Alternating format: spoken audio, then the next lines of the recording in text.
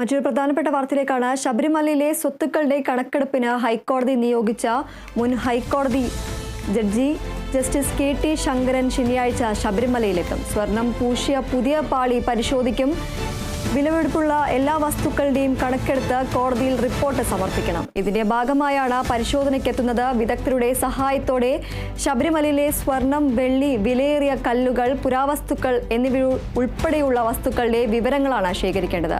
Strong room register, തിരുവാഭരണ register എന്നിവയും പരിശോധിക്കണമെന്നാണ് കോടതിയുടെ നിർദ്ദേശം. പരിശോധനകൾക്ക് രഹസ്യ സ്വഭാവം സൂക്ഷിക്കണമെന്നും കോടതി പറഞ്ഞിട്ടുണ്ട്.